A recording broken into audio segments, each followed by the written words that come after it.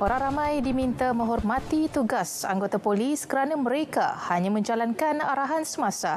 Laporan penuh kita bersama Abang Muasili Abang Abdul Samad di RTM Kuching Sarawak. Silakan.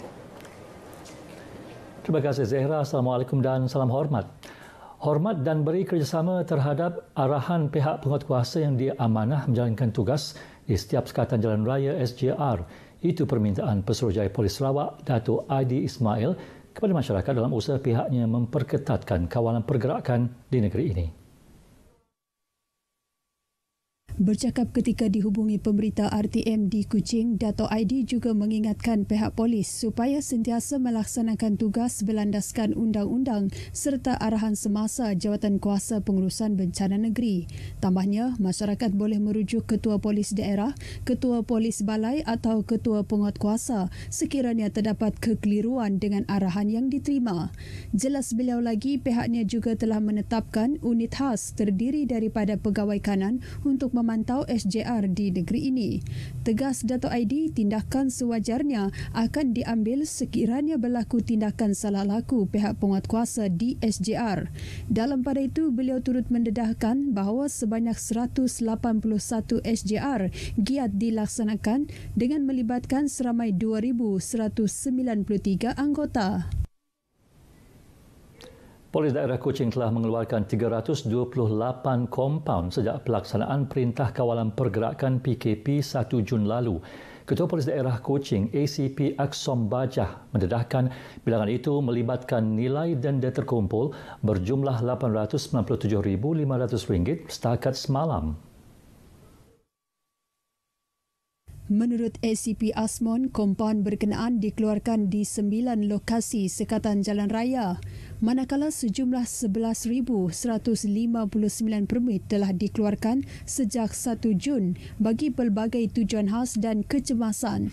Penguatkuasaan PKP di daerah Kuching kini melibatkan kerahan lebih 900 anggota polis, Angkatan Tentera Malaysia dan rela. Sementara itu di Limbang, anggota yang terlibat SJR diberikan bantuan kemudahan asas selain sumbangan makanan semasa bertugas. Menteri Muda Pemodenan Pertanian Tanah Adat dan Pembangunan Wilayah, Dato' Dr. Abdul Rahman Ismail menjelaskan sumbangan itu sebagai penghargaan dan tanda terima kasih. Beliau yang ditemui pemberita selepas penyerahan bantuan memaklumkan bahawa sumbangan itu juga adalah daripada timbalan Ketua Menteri Dato' Amar Awang Tengah Ali Hassan, Jawatan Kuasa Pengurusan Bencana Negeri selain pihaknya sendiri. Pembukaan lebih banyak pusat pemberian vaksin PPV dilihat secara terbaik mempercepatkan proses suntikan vaksin kepada penduduk Sarawak. Menteri Muda Utiliti Datuk Dr. Abdul Rahman Junadi berkata, dengan adanya lebih banyak PPV, maka lebih banyak penduduk akan menerima suntikan vaksin sekaligus mempercepatkan usaha kerajaan untuk mencapai imuniti kelompok dalam kalangan masyarakat. Beliau juga menambah usaha itu bagi memastikan sasaran Sarawak untuk melengkapkan proses imunisasi menjelang Ogos tercapai. Ditemui pemberita RTM di PPV Darul Hana Kuching, Datuk Dr. Abdul Rahman yang juga Ahli Dewan Undangan Negeri Adun Pantai Damai menjelaskan pembukaan 4 PPV di Dun Pantai Damai terbukti dapat mempercepatkan proses pemberian vaksin kepada penduduk. Katanya dengan pembukaan PPV tambahan di Klinik Kesihatan Telaga Air, Klinik Kesihatan Santubong, Klinik Kesihatan Buntal sejak Isnin lepas, selain PPV sementara di Masjid Daruhana yang beroperasi sejak semalam, hanya sekitar 12,000 daripada 38,000 penduduk yang layak belum menerima suntikan mereka. Namun dedah beliau bekalan vaksin yang terhad sedikit menjejaskan proses pemberian vaksin di Dun tersebut. Saya dimaklumkan bahawa bekalan vaksin terhad dimaklumkan oleh pihak SDMC 2 hari lepas, maka operasi PPV Rohana ini hanya akan berjalan selama 2 hari, hari ini, hari semalam dan hari ini, dari bergantung kepada availability vaksin pada masa akan datang, barulah kita akan meneruskan program pemberian vaksin di PPV Rohana ini. Beliau berkata pusat tersebut beroperasi sejak semalam dan hari ini bagi memberi kemudahan kepada penduduk yang tinggal di 14 buah kampung di kawasan seberang Hilir Kuching.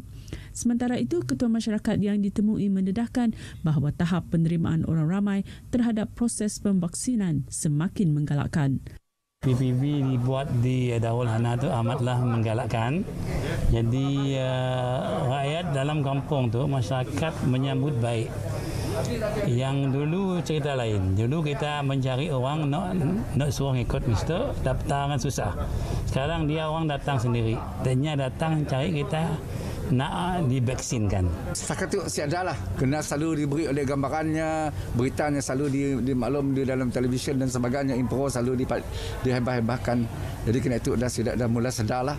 Semalam, PPV tersebut telah memberi suntikan kepada 400 individu dari Kampung Boyan, manakala hari ini sebanyak 400 dos suntikan pertama diberikan kepada penduduk dari Kampung Gersik. Dewan Universiti Curtin Malaysia di Miri hari ini beroperasi sebagai pusat pemberian vaksin PPV bagi menggantikan PPV Dewan Datuk Permaisuri Permajaya. Pengerusi Jawatankuasa Pengurusan Bencana Bahagian Miri, Datuk Lee Kim Shin, memaklumkan ini kerana Dewan berkenaan mampu beroperasi setiap hari dengan kapasiti 1,500 dos sehari. Menerusi kenyataan, Dato' Lee yang juga ahli Dewan Undangan Negeri Senadin mendedahkan pertukaran PPV dibuat berikutan ruang menunggu yang terhad dan kekangan tempat letak kenderaan di PPV Dewan Dato' Permaisuri Permajaya. Jelasnya, kaki tangan bilik gerakan vaksin kini giat menghubungi penerima vaksin tentang pertukaran lokasi PPV menerusi sistem pesanan ringkas. Beliau juga memohon masyarakat supaya bersabar menunggu giliran untuk pemberian vaksin. Dato' Lee turut berterima kasih kepada pihak Universiti Curtin Malaysia atas kerjasama dalam pelaksanaan program imunisasi COVID-19. Ketika bilangan individu yang menerima vaksin bertambah setiap hari, kes jangkitan harian di negeri ini masih membimbangkan, iaitu pada paras 3 angka. Malah virus pembunuh ini tanpa disedari telah menular ke penempatan penduduk di pedalaman yang sukar diakses, lantas memberi cabaran kepada petugas barisan hadapan. Wartawan Rosita Ampung ada laporannya. Mengambil contoh situasi semasa di daerah Sri Aman, kes harian tertinggi yang direkodkan setakat ini adalah pada 15 Jun lepas, iaitu sebanyak 76 kes positif. Dengan populasi penduduk daerah Sri Aman kira-kira 78,000, kes positif harian dalam paras 2 angka sebenarnya amat membimbangkan. Benteng komuniti luar bandar terutama di kampung-kampung dan rumah-rumah pancang yang dahulunya kukuh namun kini kurang ampuh. Kita mula lockdown rumah panjang yang ada kes-kes positif mulai dari bulan Januari tahun 2021 lah.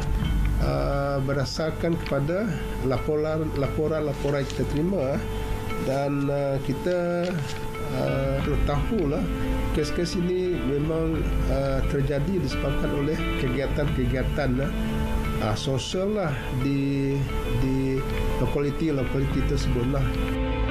Berdasarkan data sepanjang April lepas, sehingga kini 36 rumah pancang dan kampung di daerah Sri Aman pernah dikenakan sekatan pergerakan dan 22 masih aktif. JPBB Sri Aman telah mengambil keputusan membuka sebuah lagi pusat kuarantin dan rawatan berisiko rendah PKRC.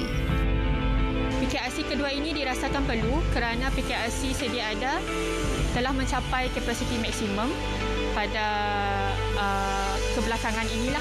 Jadi PKRC yang kedua ini dijangka dapat menempatkan sebanyak 100 pesakit pada satu-satu masa. Kita ada 8 buah ambulan dan beban kerja memang sangat berbeza daripada tahun-tahun yang lepas. Okey, sekarang kita ada 8 dan 3 khas untuk penghantaran pesakit COVID.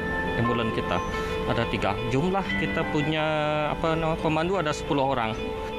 Tahun ini paling sibuklah menghantar kes COVID.